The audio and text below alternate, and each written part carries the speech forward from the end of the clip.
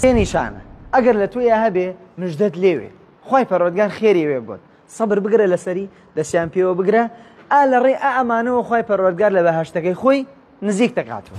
یەکەمیان ئەگەر کەسێکی حەزەکەی دینەکەی خوا فێربی پرسیارەکەی ئەگەڕێی بە دوای بابەتی شەرعی لە دەرس و دەور بەشداریەکەی دڵنیا بەخوا خێریەوە بێت. پێغەمبەر عەلەیهی سەڵات وسەلام فەرمێ من یورید الله به خەیرا یفەقهه في الدین ولا فرمودەیەکی تری صحیحا فەرمێ من سلك طريقا يلتمس فيه علما سهل الله له به طريقا إلى الجنة.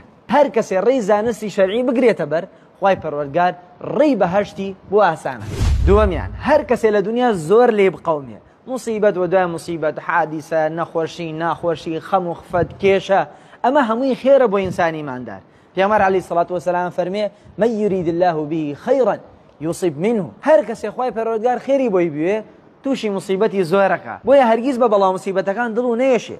ئەم دنیاە گەر لای خوای پەروەردگار ئەمەنە قیمەتی هەبوایە پێغەمبەران و پیاوچاکان ئەوەنە ئازاریان تێی ناچەت. سێمیان هەر کەسێ لە دنیاە خوای پەروەردگار هیدایەتیدا بۆ ئیسلام مسلمان بێ خوا بناسێەوە حەق نوێژ بکا ڕۆژوو بگرێ ڕەوشتی جوان بێ بە پێی توانە الحەمدولله لە تاوانەکان دوور بێ.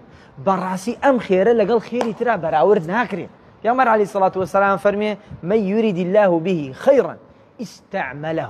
صحابەکان فەرموویان استعمله معنای چی؟ ئەی پێغەمبەر صلی الله عليه وسلم فەرمووی معنای ئەوەیە لە کۆتایی تەمەنیا خوا هیدایەتیەدا بۆ عەمەلێکی صالح لەسەر ئەو کردەوە چاکە ئەیباتەوە بۆ لای خۆی. داواکارم لە خوای پەروەردگار ئەم نیشانانە لە هەمومانە بەدی بێ و هەمومان پێکەوە بڕۆینە بەهەشتە پان و بەرینەکەی.